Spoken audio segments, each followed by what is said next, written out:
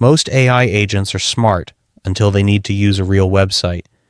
You can ask Claude Code, Cursor, Codex, Gemini CLI, openclaw, or Hermes to write code, summarize a page, or plan a workflow. But the moment you ask it to log into a dashboard, click through filters, collect prices, fill a form, or export data from a modern web app, it usually hits a wall. The web is not just HTML anymore. It is login walls, JavaScript-heavy pages, dynamic filters, pop-ups, infinite scroll, and multi-step flows. That is where BrowserAct comes in. BrowserAct is a free, open-source browser layer for AI agents. It gives your agent real browser control.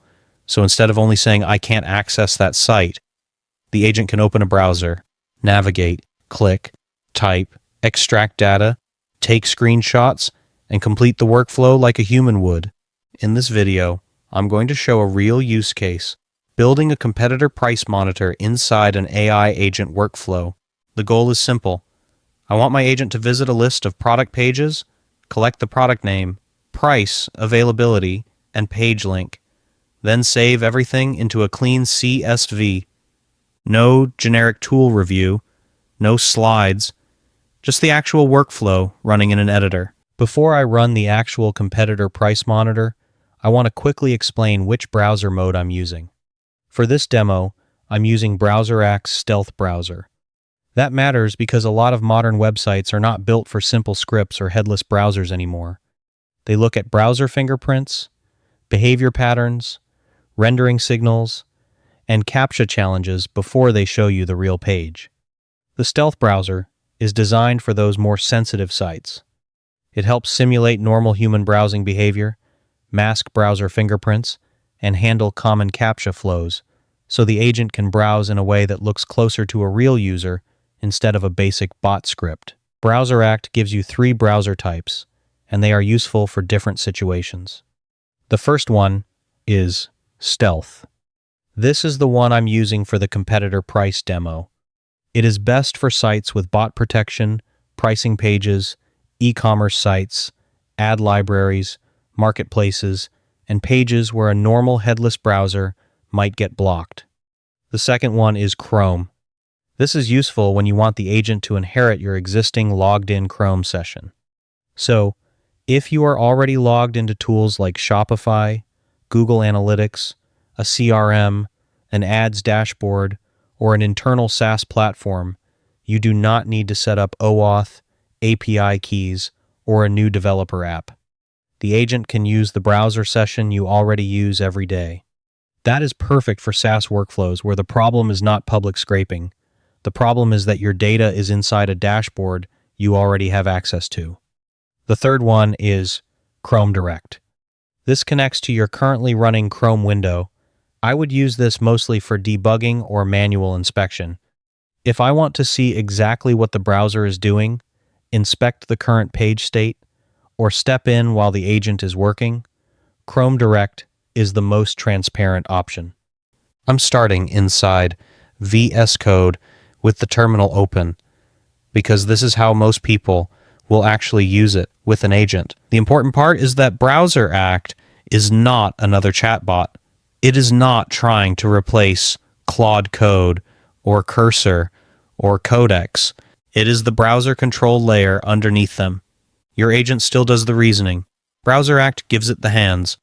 So when the agent decides it needs to open a site, click a filter, scroll a page, or extract visible data, BrowserAct provides the browser actions that make that possible. This is the difference between web fetch and real browser automation.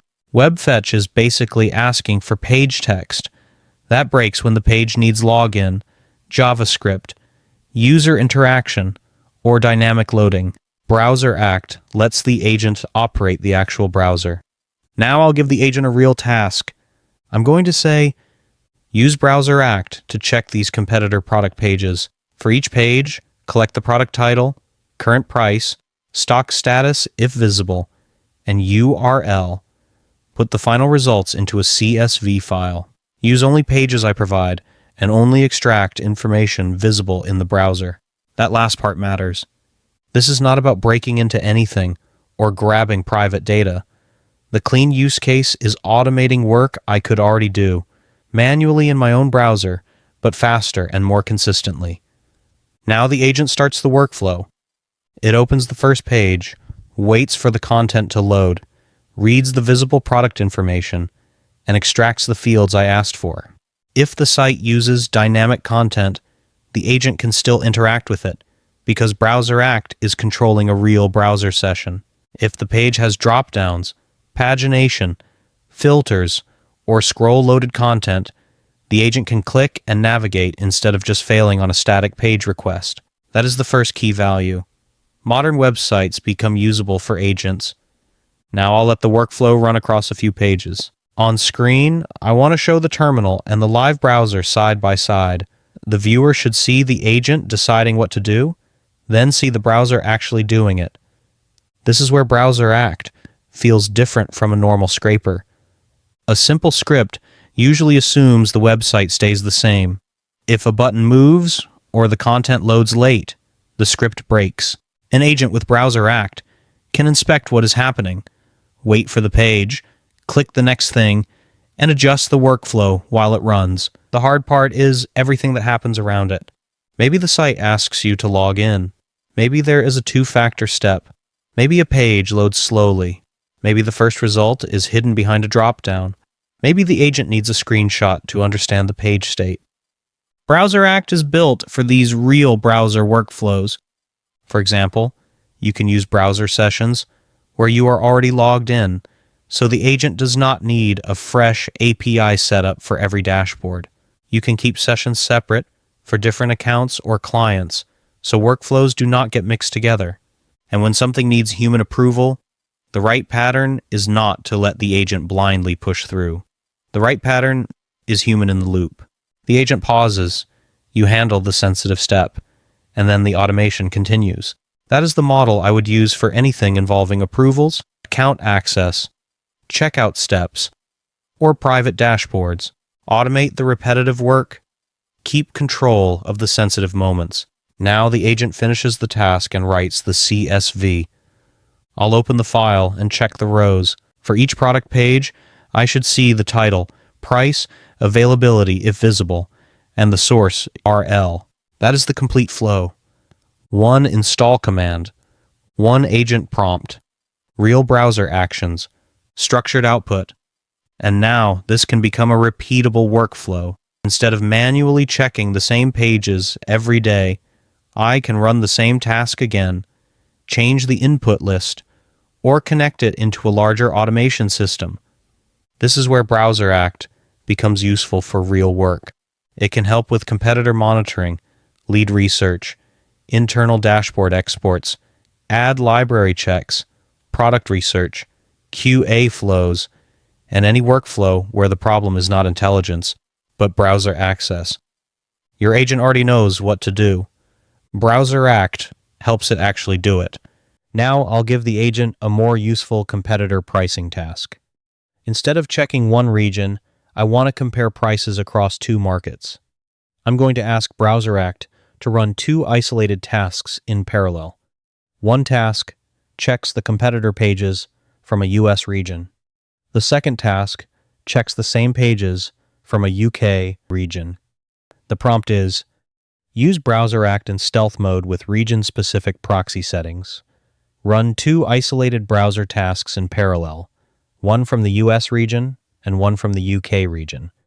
For each competitor product page, collect the product title, current price, discount code if visible, stock status if visible, region, and URL.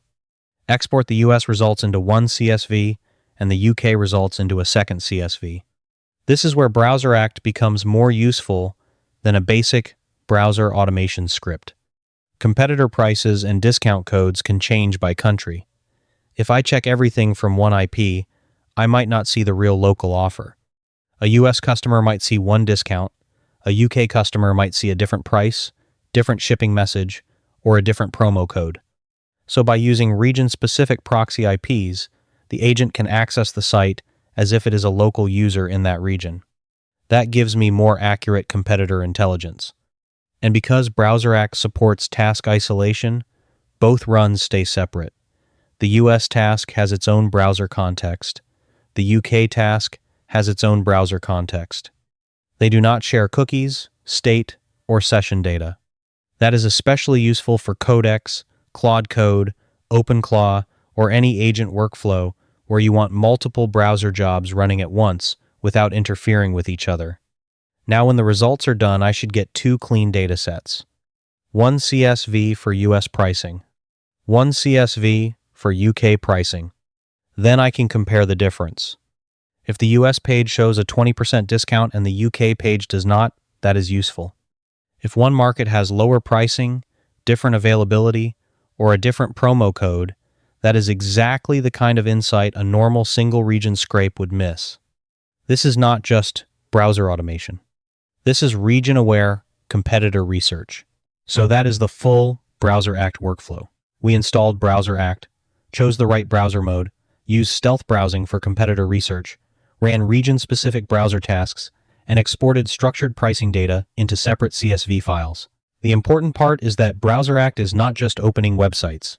It gives AI agents a real browser layer, stealth mode for protected sites, Chrome mode for your existing logged-in sessions, Chrome Direct for debugging, dynamic proxies for regional data, and isolated browser tasks for parallel workflows. For competitor research, that means you can compare what customers actually see in different markets.